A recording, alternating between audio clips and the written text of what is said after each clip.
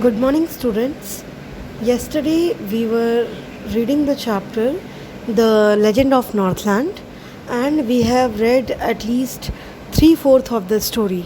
Only one-fourth part of the story is left, or we can say that only the conclusion part of the chapter is left.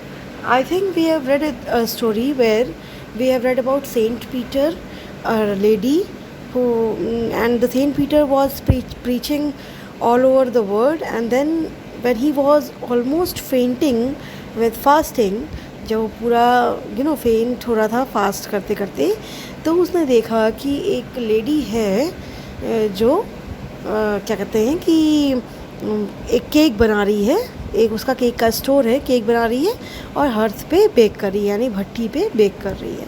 उसने देखा तो उसके दिमाग में आया कि why not to ask her a piece of cake और a single cake from the store of cakes.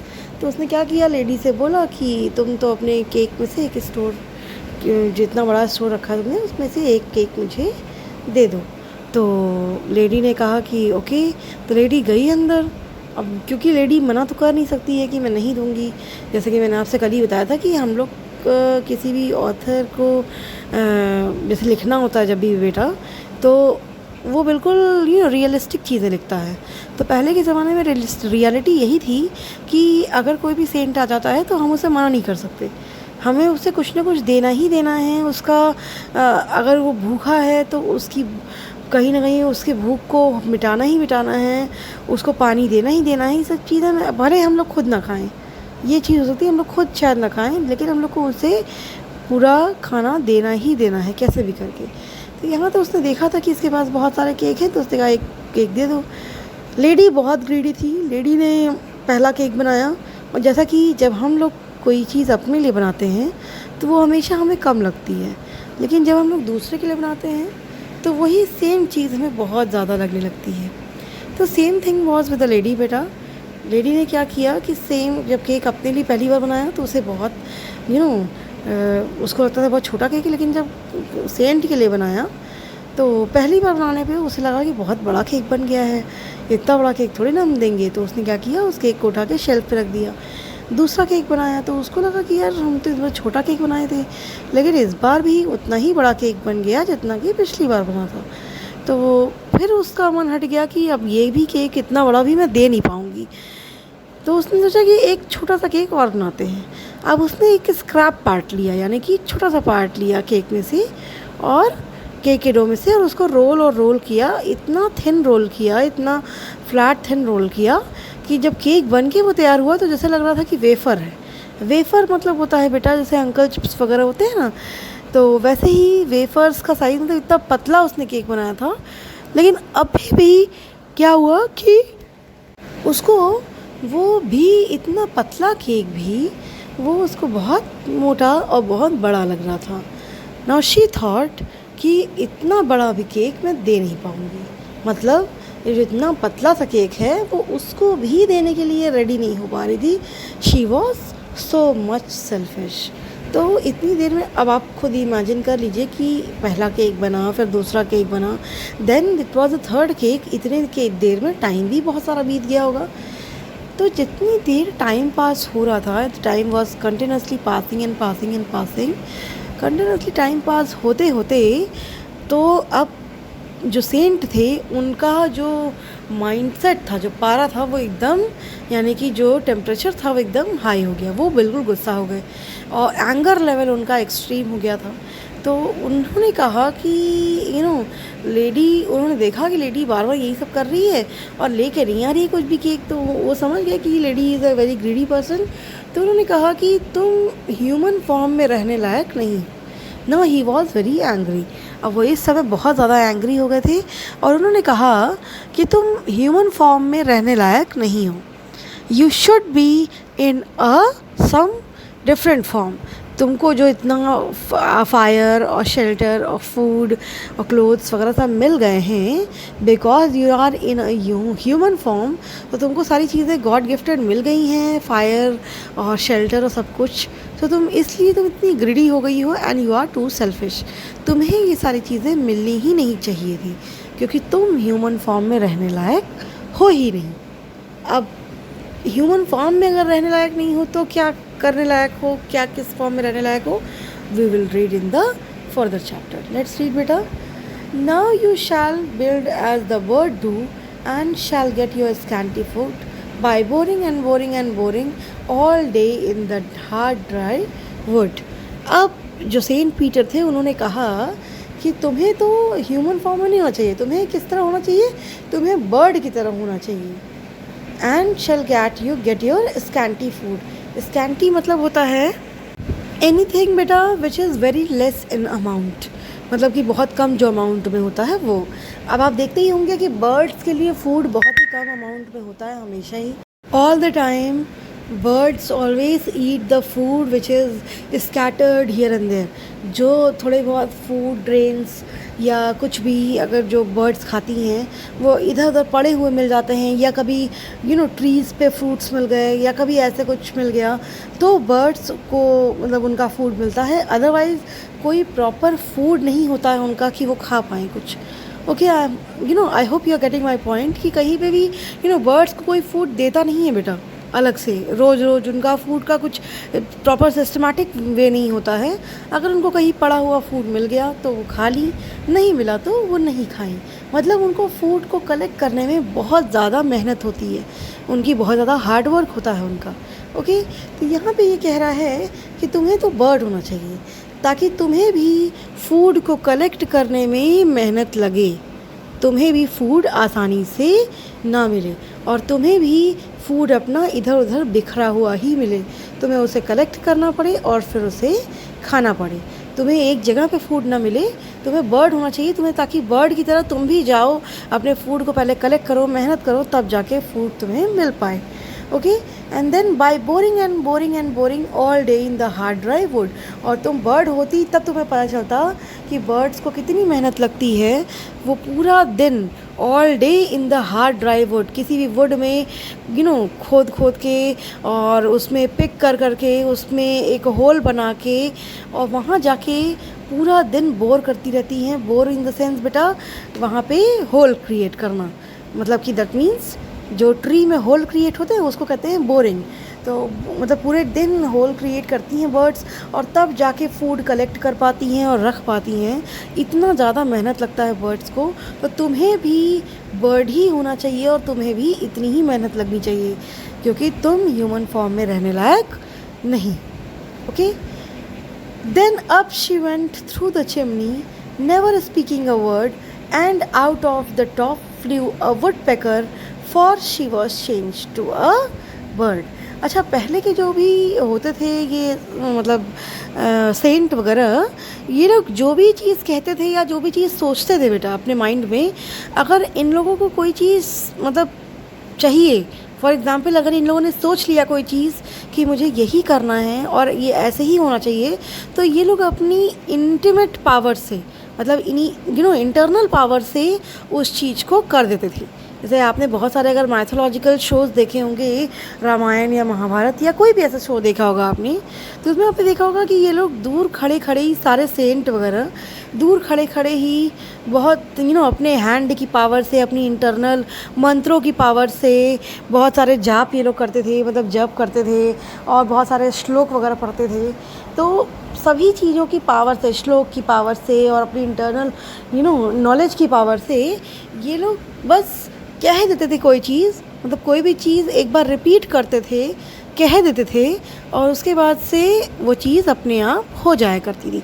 इनको वो जाके करने की ज़रूरत नहीं पड़ती थी, इनको सिर्फ कहने की ज़रूरत पड़ती थी. कहते हैं और अपने आप ही वो चीज़ कहते ही हो जाया करती थी. तो वैसे ही इंटरनल पावर से इन्होंने क्या किया, इन्होंने जो लेडी थी सामने उसको ये कहते ही, लाइक फॉर एग्जांपल उन्होंने कहा ना कि तुम्हें तो बर्ड होना चाहिए, बस इतना कहते ही उन्होंने उसको बर्ड बना दिया. और कैसे बर्ड बना दिया, you will see in the paragraph बेटा, जैसे लिखा हुआ है, then up she went through the chimney, मतलब उसको अपनी पावर से ही सेंट ने चिमनी में घुसा दिया और चिमनी के ऊपर, और उसके बाद वो लेडी कभी भी आज तक बोली नहीं, यानी कि शी वॉज डेड. जैसे ये सेकेंड लाइन जो लिखी हुई है, नेवर स्पीकिंग अ वर्ड, इसका मतलब है कि she was sent in the chimney by the Saint Peter, और उसके बाद वो बोली ही नहीं कभी, यानी कि she was not alive, she was dead. And out of the top flue a woodpecker for she was change into a bird, मतलब वो बर्ड में चेंज हो गई।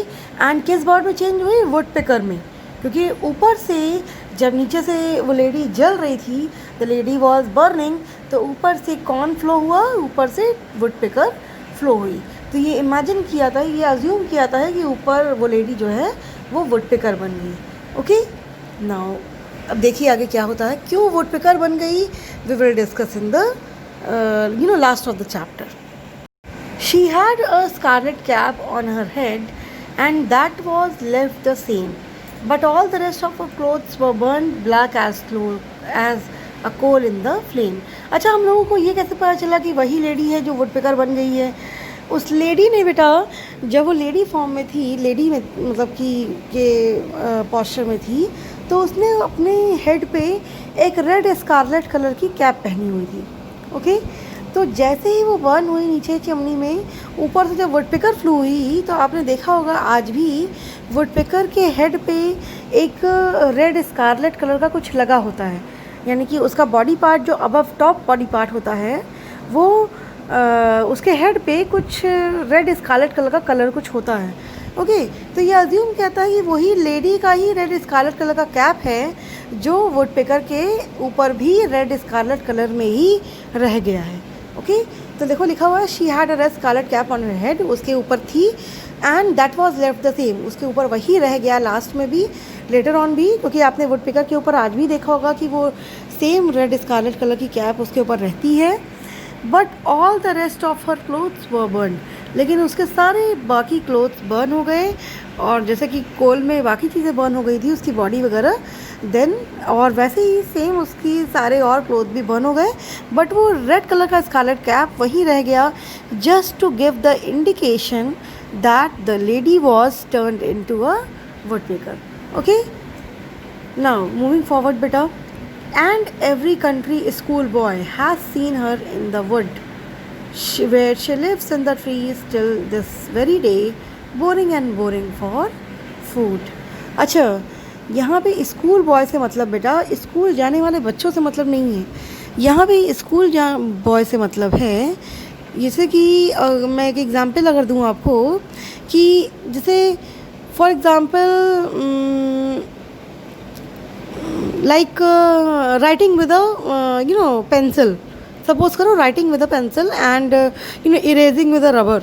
तो आप कभी कभी अगर जैसे आपसे कोई पूछेगा कि do you know how to write with a pencil, तो आप उसका आंसर यही देंगे, अरे हाँ यार ये तो बच्चा भी जानता है।